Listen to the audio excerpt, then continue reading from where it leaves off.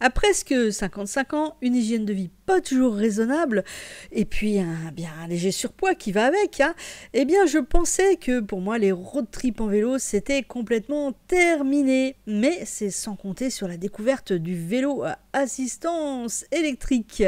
Alors je vous embarque avec moi pour une petite virée le long de la Somme. Nous allons parcourir ensemble la Somme à vélo. C'est parti!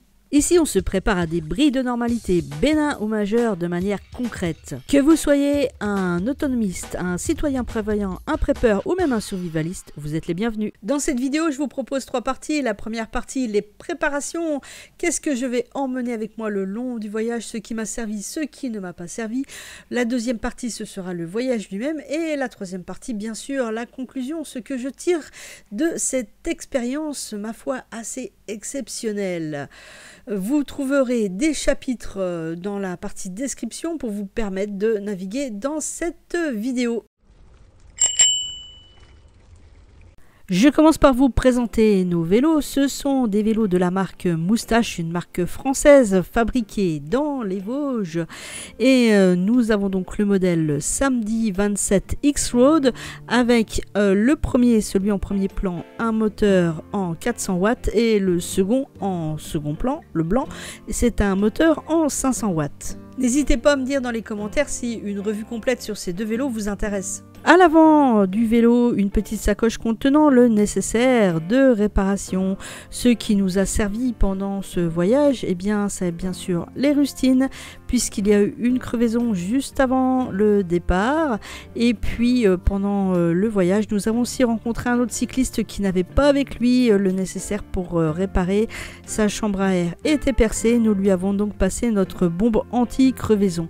Sinon, eh bien, dans les autres difficultés que nous avons rencontrées d'un point de vue mécanique, il y a eu juste un déraillement. Toujours accroché au guidon, une petite sacoche contenant un téléphone, une petite bombe au poivre, au cas où, mais bien sûr, elle n'a pas servi, et puis une petite frontale. Le porte-bagages arrière supporte 2 sacoches de chez Lidl de la marque Krivit que vous verrez dans la suite de la vidéo et qui sont vraiment très bien, un très bon rapport qualité-prix. À l'intérieur, j'ai glissé des sacs étanches qui viennent de chez Carrefour. Là aussi, un très bon rapport qualité-prix. En parlant du prix, tout ce matériel a un coût quand même certain. Heureusement pour nous, la grande majorité du matériel qui est présenté ici, nous l'avons depuis un certain nombre d'années car nous n'en sommes pas à notre première randonnée ou road trip. Mais nous avons aussi pu compter sur la générosité de la famille et des amis pour nous prêter le matériel qui nous manquait, comme par exemple la tente chez Decathlon qui va vous être présentée ensuite, ou comme la petite caméra GoSport que nous n'avions pas et qui nous a permis de filmer en partie ce voyage. Sur le porte-bagages, la partie centrale, un premier sac étanche qui contient le nécessaire de couchage avec matelas autogonflant, sac de couchage, aussi eh bien, une petite bassine repliable et puis un petit oreiller. Petit bémol sur le matelas autogonflant, il va falloir pour nous penser à en changer car nous avons quand même eu mal au dos avec cet équipement rudimentaire. Petite précision, nous partons à 2 pour cette aventure, donc chaque vélo a son propre matériel bien évidemment. Donc Dame Kala m'accompagne dans cette aventure et elle a aussi sur son vélo bien sûr son propre matériel de couchage. Dans la sacoche gauche, eh bien j'avais mis les vêtements de rechange pour ce séjour, des chaussures de rechange et puis une gourde d'eau ainsi qu'un panneau solaire portatif qui ne m'a pas du tout servi. Dans la sacoche droite, j'avais placé une petite trousse à outils, un tarp, un nécessaire de toilette, une gourde d'eau, le nécessaire pour manger et puis le chargeur du vélo. Dans ma trousse à outils, trousse de survie, la seule chose qui m'a servi, c'est la paracorde pour faire du fil à linge et étendre le linge. Sinon, eh bien, filtre à eau et puis micro-pur, hein, ça m'a vraiment servi à rien. On trouve de l'eau potable partout. Le nécessaire de toilette était aussi, lui, minimaliste avec brosse à dents, dentifrice, savon d'Alep, serviette en microfibre, papier toilette et puis éventuellement des lingettes au cas où nous ne trouvions pas de douche. Pour la partie alimentation, nous avions prévu de manger sur la route, mais au cas où nous ne trouvions pas de boulangerie ouverte ou être en galère un soir de petits restos, nous avions pris de quoi pouvoir cuisiner malgré tout, ce qui nous a servi. Tout nous a servi sauf la soupe. Ce qui m'amène à la partie popote qui était bien sûr stockée sur le vélo de Dame Kala. Elle pouvait emporter un peu plus de choses vu la puissance de son moteur, donc elle s'est chargée de la popote et de la tente de chez Decathlon. Bien que légère et confortable car prévue pour 4 personnes, nous n'avons pas trop apprécié cette tente en raison de sa difficulté de montage et de démontage. Au total, j'embarque une quinzaine de kilos de matériel, Dame Kala également, sans compter ce qu'il y a dans mon sac à dos. À savoir la trousse de secours, le petit nécessaire électronique et puis ma petite sacoche d'essai. La sécurité est importante aussi en vélo, bien sûr voir mais surtout être vu, donc il a fallu refaire aussi un petit peu notre garde-robe. Nous avons donc investi dans une bonne paire de gants, un casque équipé d'un système lumineux LED, une paire de shorts appelés cyclistes et bien utile pour le rembourrage des fessiers et l'inévitable gilet jaune fluo. Batterie chargée, positionnée, allez, contact.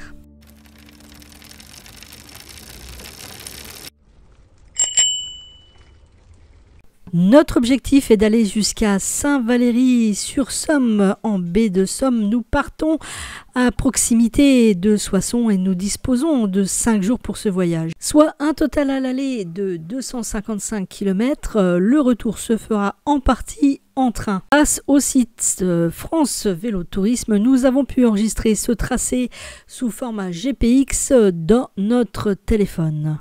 Le GPS nous a parfois conduits sur des chemins de traverse pas toujours très praticables, il faut dire. Si, tu vas bien toi? Tout est ok pour toi? Tout est ok pour moi, je filme un peu le paysage. Ouais. Alors là, je ne sais pas ce que ça va donner comme terrain. On verra bien. Don't panique. Je panique pas. Trouver le chemin? Ouais. Bon, mode panique activé. Heureusement, ça n'a pas duré.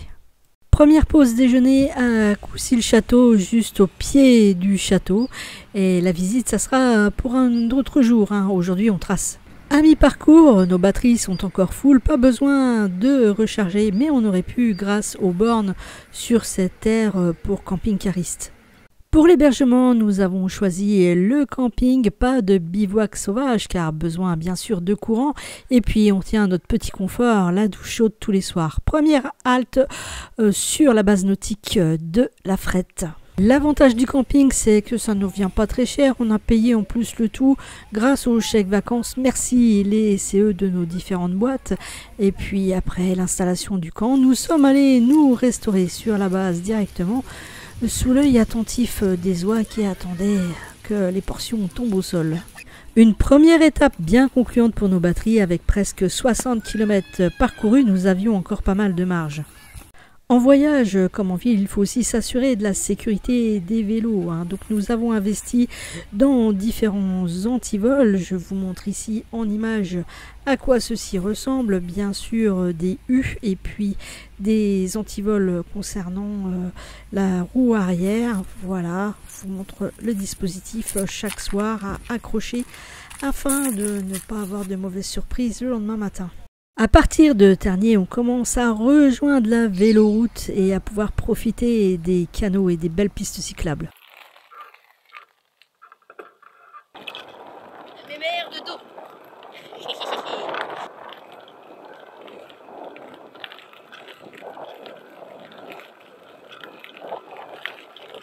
Le long des canaux que nous empruntons, l'activité fluviale est encore assez dense. Il nous faut aussi parfois changer d'itinéraire. Pour cette seconde étape, c'est au camping de la Canardière à Bettencourt-sur-Somme que nous trouvons refuge pour la nuit.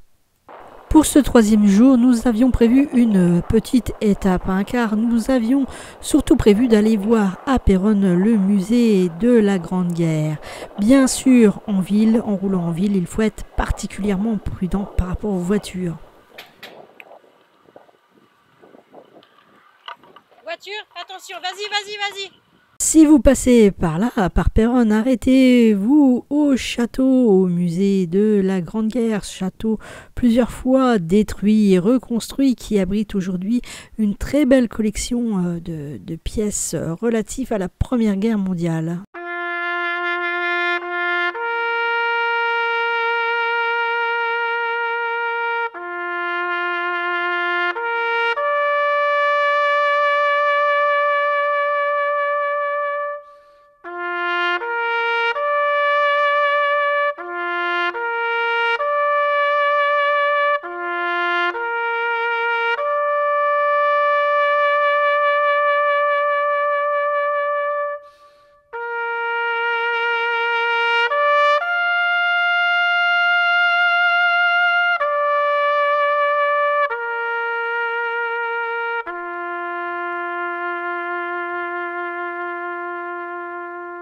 Nous avons ensuite repris notre route et là nous avons eu une grosse frayeur.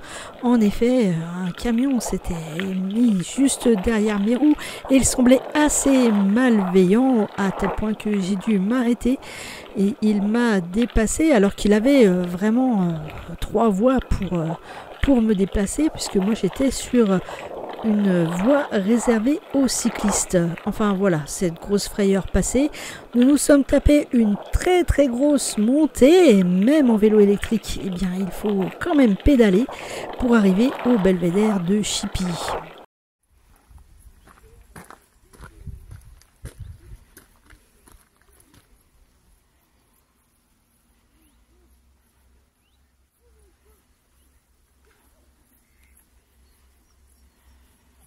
Cette troisième journée, après 50 km, eh bien, s'est achevée par une petite lessive et du repos au camping de Célie-Lorette. Le 4e jour était la plus longue étape de notre parcours avec 65 km parcourus. Nous aurions pu encore en faire davantage grâce à nos batteries. Et nous sommes passés par Amiens. Notre itinéraire passe à travers les étangs de la Barrette où nous pouvons contempler un paysage à couper le souffle. Nous ne sommes pas seuls sur la véloroute, nous croisons pas mal de cyclistes évidemment. Bonjour.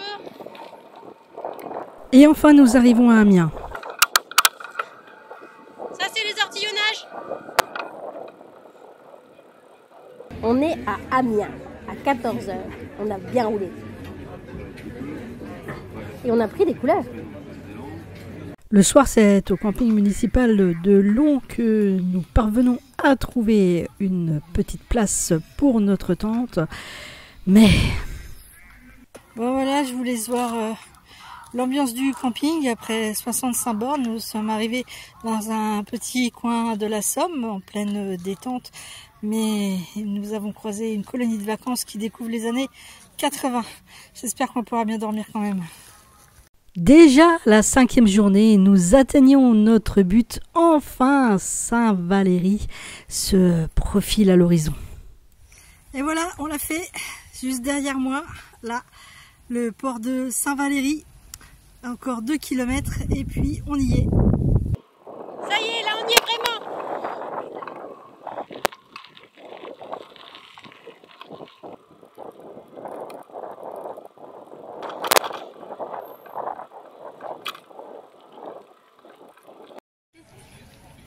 On est à la mer. On l'a fait. Outre le fait d'avoir atteint un autre objectif, de voir la mer, de profiter de Saint-Valery, une autre récompense est de savourer des moules aux salicornes. Et nous profitons du petit marché artisanal le long des côtes, jusqu'à ce que nous entendions ces prévisions météo un petit peu alarmantes. À quelle heure? J'espère qu'il se trompe. Là, ça avance. 16 heures. Ah ouais, 70%, 80%. Ah oui, si on prend plein de pluie, on va se grouiller quand même. Nous installons finalement le campement à temps et nous passons notre dernière nuit au camping de la Safrière à Morlaix. En train, dans les TER, les vélos comptent pour bagages, donc on ne paye pas de supplément. De la gare de Noyelles, nous allons prendre un TER qui va nous ramener vers Amiens. Nous avons pu constater que le vélo-train n'est pas si évident que ça, hein. Bien sûr, la SNCF a encore une grosse marche de progression, comme de mettre des marquages au sol, d'afficher à l'avance quels seront les wagons disponibles pour les vélos et bien sûr d'éviter de mettre des escalators et des escaliers partout, ce qui rend inaccessible pour les personnes en fauteuil comme pour les personnes en vélo. Depuis la gare d'Amiens, nous avons ensuite pu prendre un TER direction Tergnier et nous avons refait en sens inverse la première étape, c'est-à-dire Tergnier aux alentours de Soissons en une demi-journée à peine. Comme quoi, eh bien, en 5 jours, nos performances se sont grandement améliorées. Au total, le trajet aller-retour, eh bien, nous avons effectué quelques 351 km. À peine rentrés, nous parlerons déjà des prochains voyages, quelle destination, quand. En tout cas, nous avons plein d'idées et vraiment l'envie de repartir. Nous savons que nous allons investir dans différentes choses, comme par exemple des petits tabourets pliables qui auraient vraiment amélioré notre confort tout au long de ce trajet, des bons matelas autogonflants également et sans doute une tente beaucoup plus commode, facile à installer. Peut-être un petit tarp aussi qui se monte rapidement pour être à l'abri des intempéries. Voilà, c'était un voyage vraiment très ressourçant. Nous vous le recommandons bien évidemment et même si vous êtes en léger surpoids ou que vous prenez de l'âge, maintenant grâce à l'assistance électrique pour les vélos, eh bien ce type de voyage est totalement possible. Si vous avez aimé la vidéo, un like. Si vous n'êtes pas abonné, abonnez-vous. Et je vous dis à très bientôt pour une prochaine vidéo. Ciao!